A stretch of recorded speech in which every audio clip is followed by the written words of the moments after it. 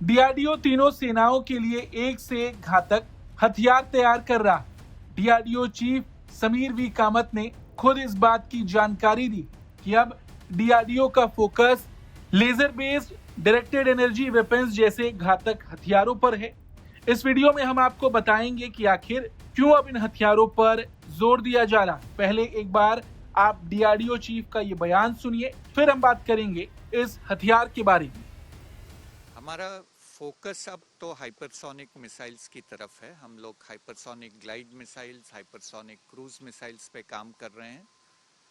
फिर हम लोग longer range surface to air missile systems पे भी काम कर रहे हैं। जैसे आपने आकाश एमआर-सैम कहा, हमारा अभी फोकस है कि इन मिसाइलों की रेंज बढ़ाई जाए।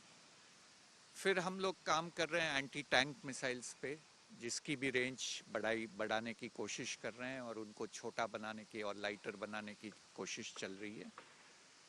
फिर हम लोग एंटी शिप मिसाइल्स पे भी फोकस है और LRASHM उस मिसाइल्स का एक एग्जाम्पल है। तो मिसाइल टेक्नोलॉजी में हमारा फोकस रहेगा। इन एडिशन टू मिसाइल हम लोग अभी डायरेक्टेड एनर्जी वेपन्स पे काफ़ी ध्यान दे रहे हैं। डायरेक्टेड एनर्जी वेपन्स जैसे आप जानते हैं, the initial cost is high but operational cost is very low. तो इसलिए हम लोग अभी laser based directed energy weapons, microwave based directed energy weapons पे काम बहुत ज़ोरों से कर रहे हैं। फिर आपने कहा ड्रोन्स की कैपेबिलिटी अब इंडस्ट्री में काफ़ी अच्छी है।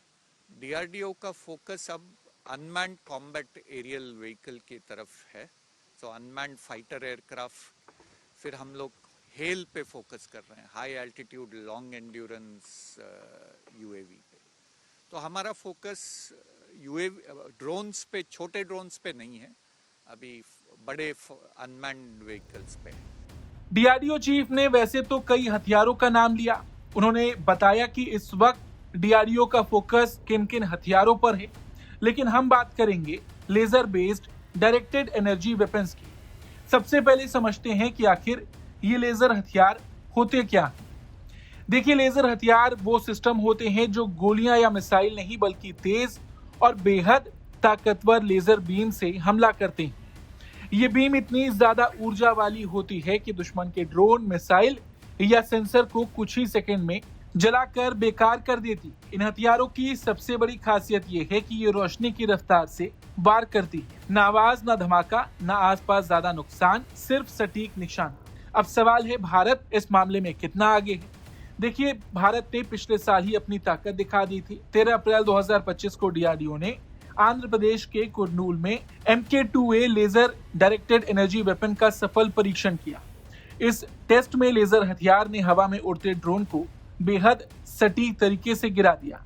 ये सिस्टम पूरी तरह स्वदेशी है और डीआरडीओ की हैदराबाद स्थित लैब चेस ने इसे तैयार किया है। इसमें 30 किलोवाट की लेजर पावर इस्तेमाल होती है और इसकी मारक दूरी करीब 4 किलोमीटर तक है। ये ड्रोन, मिसाइल, हेलीकॉप्टर और दुश्मन के सर्विलांस कैमरों तक को पलक झपकते ही खत्म कर सकता है। अब समझिए डीआरडीओ को ये हथियार क्यों पसंद आ रहे हैं। सबसे बड़ा कारण है कम खर्च।